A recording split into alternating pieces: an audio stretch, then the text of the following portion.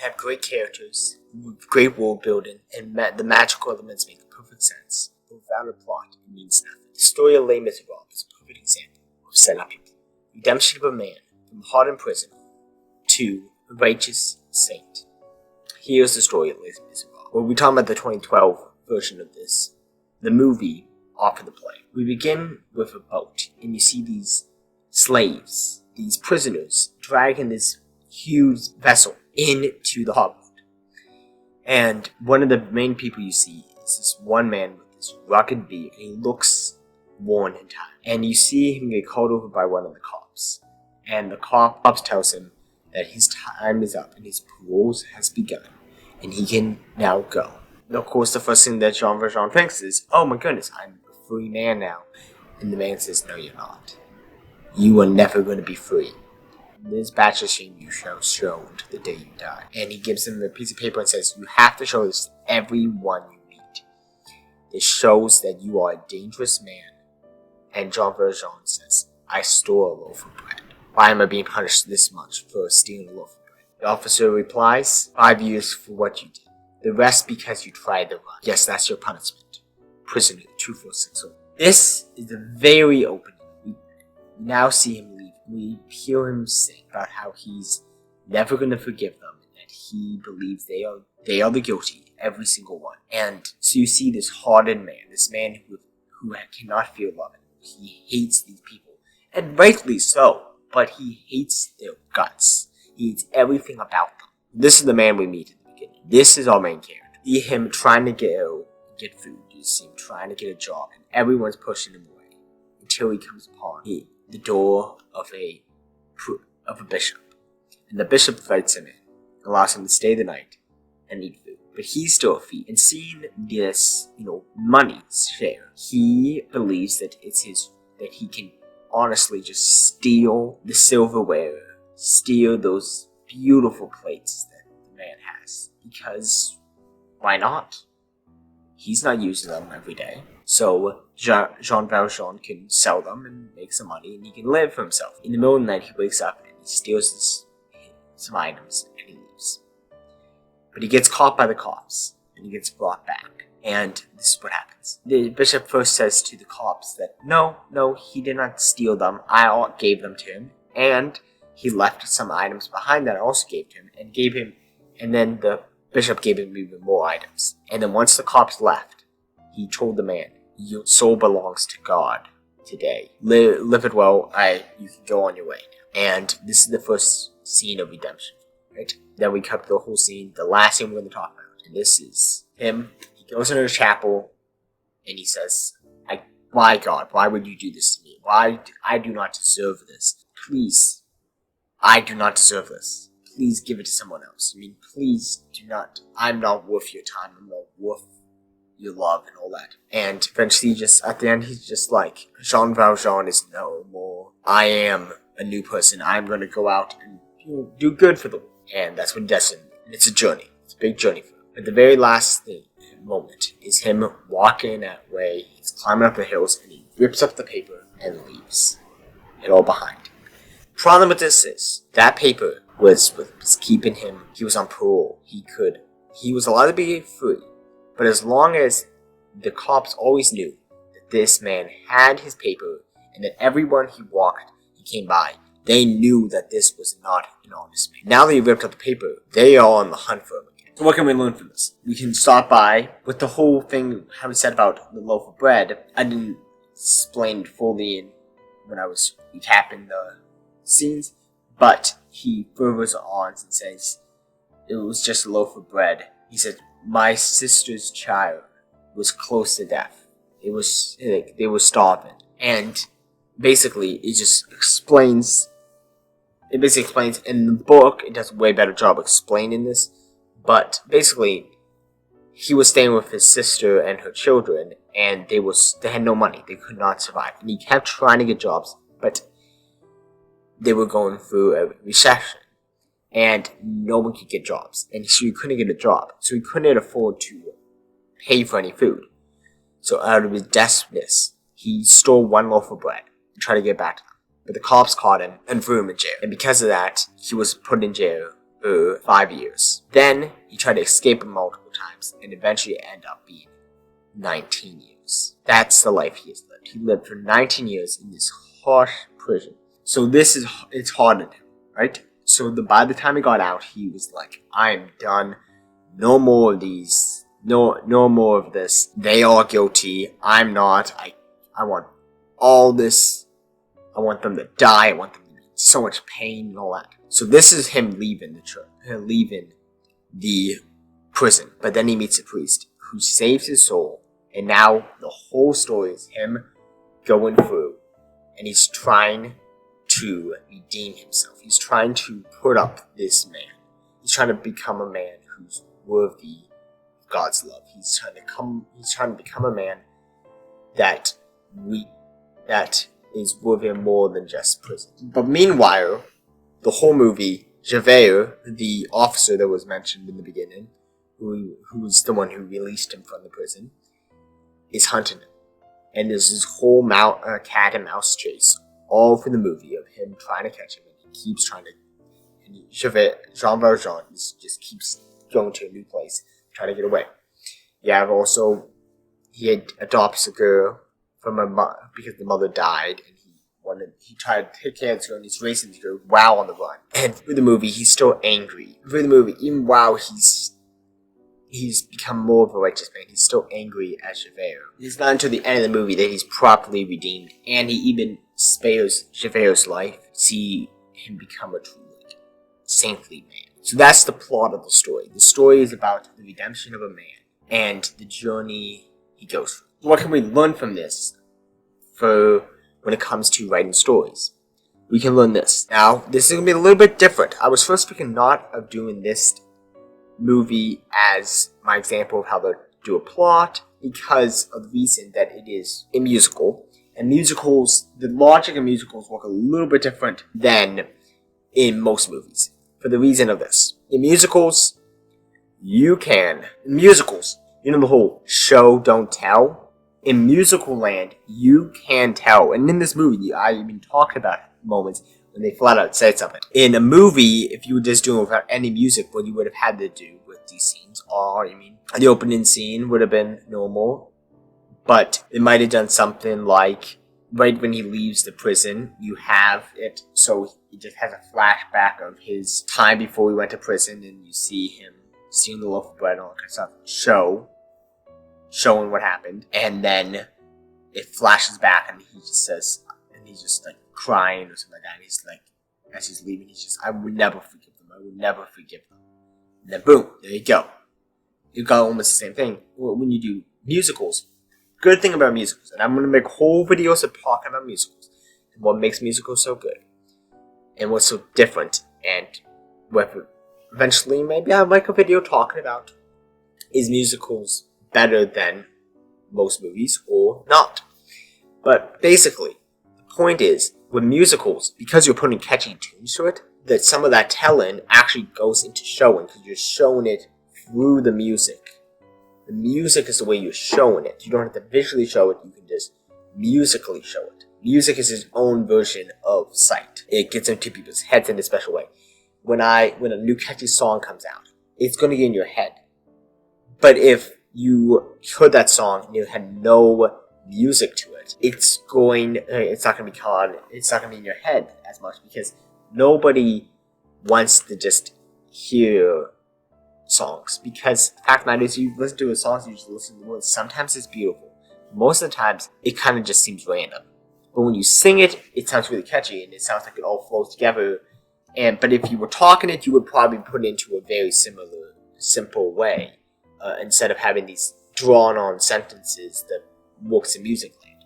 So that is the difference, but the big thing is this. The big thing that we can learn from this, going beside the whole music difference and all, is the show don't tell is still a thing, even with this. And the whole point of, at the beginning of your story, you need to set up your plot.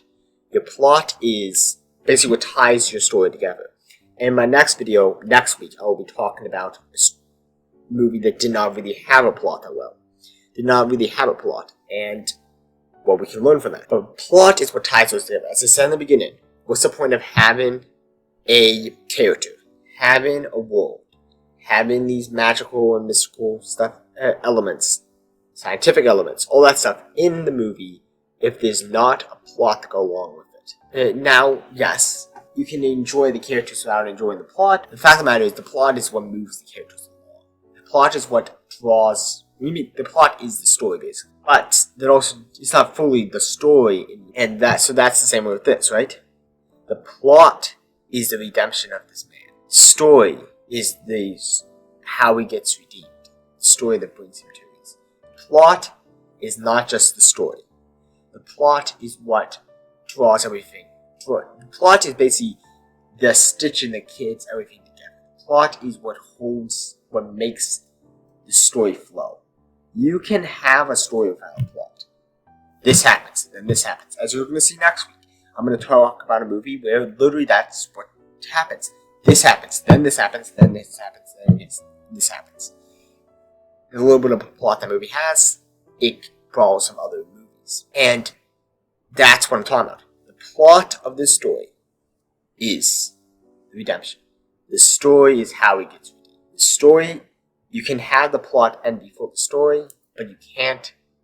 The story is basically the movie. The movie is this long. That's how long the story is. The story is from the start to it. You can have a story without a plot. The plot is what causes people to want to go. Lord of the Rings, it's the destroying of the ring. Batman, it's the solving of this crime and finding the Riddler.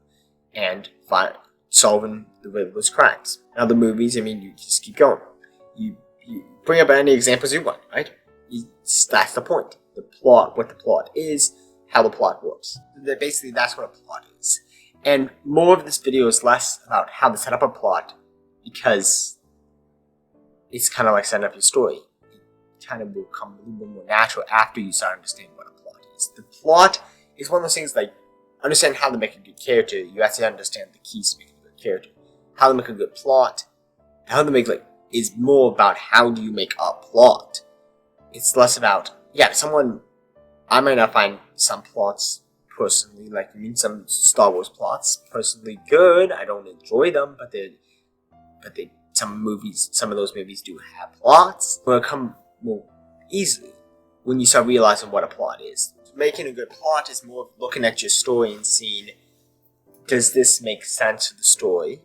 Does this work with the story? Is this something I want to is this something I can continue on for the whole story? Your plot needs to be something, even if the last 20 minutes of the movie, the plot already has ended, and it's just a story finishing up, and you don't have the plot involved in that, that's okay. But the thing about it is the plot cannot, this is how the plot should look. This is how the plot should look. The plot should be at least to the last little bit of the movie. Because if the plot can change throughout the movie. If your story jumps from one place to one place, it will completely change. So basically, if the story randomly changes, look at it when next time you watch a movie, and if the story just feels like randomly changes, but it seems like it has the same characters, and somehow it seems kind of like it's the same. It doesn't feel like the same story, but it's also in a way it does feel like the same story. You probably run into the problem of the plot just changed. The plot is the main driving part of the story. It's where a lot of people will mix up the plot and the story, but technically the plot is not the story. The plot is just what drives the story to go on. It's the tank engine of your story. It's what drags the story, while the story is more like, the cause of the story. The cause of you have the different parts of it, the world building, the characters, all that kind of stuff. It's all dragged by the plot. The plot is what drags them. Anyways, thank you guys for watching. Tell me your thoughts below. Did you like this video? Do you agree with what I said? Do you disagree with what I said? Are you excited for next week's videos? Did you guys see the video? I put out a video yesterday talking about a third installment in some trilogies and how they're good and how I would rank them. It's a very fun video. It's a personal video of mine. And at the end of the video, this is the big thing I'm going to quickly bring up again. If any of you guys have not seen this video, talk. You can go watch that video. It's 40 minutes long, so I can understand why you haven't yet. But basically, what happens in that video is I mentioned something very important, and I'm going to mention it again. If any of you guys are filmmakers, video editors, people like that, and you want to start editing videos, you want to make YouTube videos, but you're not sure if you want to start a whole YouTube channel. You want to edit the YouTube videos, but you don't have a niche picked out. You don't have an idea of, oh, what should I do for videos? Like, oh, maybe some of you guys are like, hey, I like talking about movies. I want to make videos, but I don't know if I can talk about movies for a whole channel. You guys are welcome. I'm going to leave a link to an email down below. Feel free to contact me if you want to just make a video or two for this channel. I personally, right now, I'm okay with just sticking to the one person, me, making all the videos on this channel. But honestly, this is also not just about me. This channel is about all you guys. So the fact of the matter is, why I say yes, make comments below. But if any of you guys are like, I want to make videos myself, you can either start your own channel, but if you don't feel like it, you can talk to me, and I can work you in to the schedule and make it so you can make videos too. Maybe we can add an extra video per week, and you're making a video, and then I'm making 3 videos this week. So it's like that. But the big one I want is even more than that. I would love it if any of you guys happen to be, video editors. I would love to be able to help you out. I cannot promise anyone a job, because the fact of the matter is, right now I'm making no money off of YouTube. And the fact of the matter is, I can't pay you, because if I can't make any money, I can't pay you. But instead, you know what I could do? You want to start, it's the journey of YouTube. For anyone who's thinking about starting a YouTube channel and haven't decided yet, I'm going to warn you, right? When those big YouTubers say making YouTube videos is as easy as a piece of cake, they're lying. They're 100% lying. It is when people like to say making YouTube videos is not a job unto itself, and that it's just a hobby. Yeah, you can do making YouTube videos as a hobby, but the fact of the matter is, if you want a good YouTube video to come out, you have to put in work. You have to put an effort into it. And so, but the big thing is, it's a journey, and right now I'm not making any money. You have to get to 1,000 subscribers before you can even make a dime off a YouTube channel. So, right now I'm not making any money. So what I'm saying is, if any of you guys want to make videos to this YouTube channel, you don't want to start your own YouTube channel, you can feel free to contact me. I'm not going to be able to pay you, but you know what I could do? I could say, write down, this video was made by this person. Then the moment that video starts making money, you make the money off of that video. For besides some point, some of the money goes to me for being the one to market the video, stuff like that. I'll put out a video talking about how I'm going to break down the payment for that stuff. But instead of being paid by me, being hired by me, you can be my partner, making videos beside me. And especially looking for video editors. If anyone wants to edit videos, I can offer you a job. But for all the videos you edit, once we make money, those videos you edited, you will make money off of that video, because you were the one who edited it. And it will save me a lot of money, because I'm busy and I need to sometimes take a break. And some days I need to be able to think back, right? I talked about my last video. I haven't got to actually watch any movies you guys suggested. Movies, I haven't got to do any, I wouldn't say pleasure time, but just any free time, any time to just really think besides work and this work. My full-time job and this job. I'm working basically practically for two full-time jobs, and video editing takes a lot of that. And if anybody wants to video editors, I'm only looking for professional people. I'm not looking for someone who's just like, I've heard about video editing and I watched a video about video editing and I kind of want to get into it. Well, I would love that. And sure, you can try to join too, and I can try to maybe find time to train you how to make YouTube videos, and you can do, or you could just contact me and say, I want to edit a YouTube video. And I'm like, but I'm not professional. I don't know how to do it yet. I'd say, do some research on it.